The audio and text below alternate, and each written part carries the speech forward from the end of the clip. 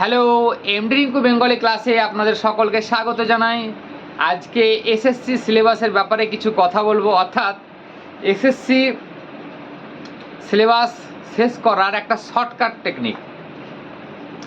আমরা জানি বিশেষ করে বাংলায় এই 2 মাসে সিলেবাস শেষ করা সত্যি অসম্ভব একটা ব্যাপার, কিন্তু একটু যদি বুদ্ধি খাটিয়ে ধৈর্য ধরে ব্রেনটাকে ঠান্ডা রেখে কিছু শর্টকাট টেকনিক আপনারা ইউজ করেন, কিছু বুদ্ধি লাগান, তো অতি অবশ্যই কিন্তু শেষ করবেন। সেই টেকনিকটা কি, সঙ্গে থাকবেন, একটু বলছি।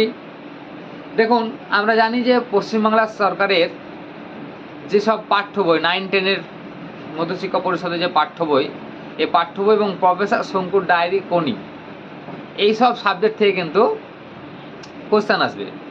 তো এই সব সাবজেক্ট প্রত্যেকটা চ্যাপ্টার ওয়াইজ, প্রত্যেকটা ক্লাসের এই 9-10-এর প্রত্যেকটা চ্যাপ্টার ওয়াইজ সুন্দর করে খুঁটিনাটি A to Z শেষ করুন। এবং ওখানে যে কবিগণেরা আছে 9-10-এর যে সাবজেক্ট, যে কবিগণেরা লিখেছেন তাদের নাম, জন্ম, মৃত্যু, কাব্যগ্রন্থ, উপন্যাস, যাবতীয় যত কিছু সব কিছু শেষ করার পর আর আমার মনে হয় না অন্য কিছু পড়তে হবে।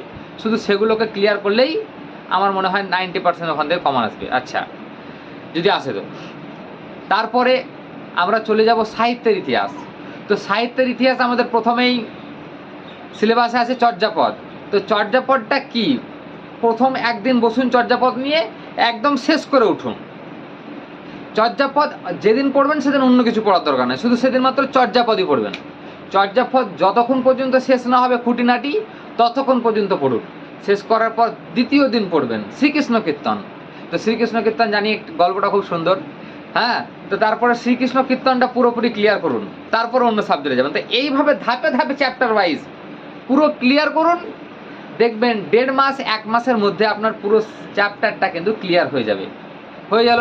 আচ্ছা, কিন্তু আপনাকে প্রতিদিন অন্তত 6-7 ঘন্টা কিন্তু পড়তে হবে, এটা কিন্তু কোনো নেই দাদা, 6-7 ঘন্টা না পড়লে কিন্তু হবে না। আচ্ছা, দ্বিতীয়ত, সব সিলেবাস যখন আপনার শেষ হয়ে যাবে মনে হবে আমার মাথায় কিছু থাকলো না, সব আমি ভুলে গেলাম, কি পড়লাম এটা।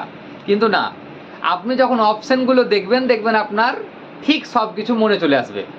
তাই অত ঘাবড়াবার কিছু নেই। তারপরে 1-1.5 মাস পর আবার রিভাইজ দিন, যে সময়টা থাকবে বারবার ওটা রিভাইজ দিন, দেখবেন পুরো ক্লিয়ার হয়ে যাবে এসএসসি সিলেবাস। এবং আপনারা অতি অবশ্যই এবং সবাই সফলতার অনেক কাছে চলে যাবেন। আমরা জানি বিগত 10 বছর পর এই একটা সুযোগ এসেছে, এটা কেউ হাতছাড়া করবেন না। আপনাদের মতন আমিও একজন এবারের একজন পরীক্ষার্থী, হ্যাঁ। তো সকলকে আমি আমার অন্তরস্থল থেকে আন্তরিকভাবে শুভেচ্ছা এবং অভিনন্দন জানাই। এবং আপনি আপনার লক্ষ্যে পৌঁছান। 3000 সিটের মধ্যে একটা সিট আপনি আপনার জন্য যেমন করে হোক ব্যবস্থা করুন। এবং দ্বিতীয়ত কথা হচ্ছে, আমি পরের ক্লাসে প্রত্যেকটা চ্যাপ্টার ওয়াইজ টেক্সট বিষয়বস্তু আলোচনা করব খুব সুন্দরভাবে। আপনারা লাইনে থাকবেন, সাবস্ক্রাইব করে দেবেন, শেয়ার করে দেবেন। ধন্যবাদ।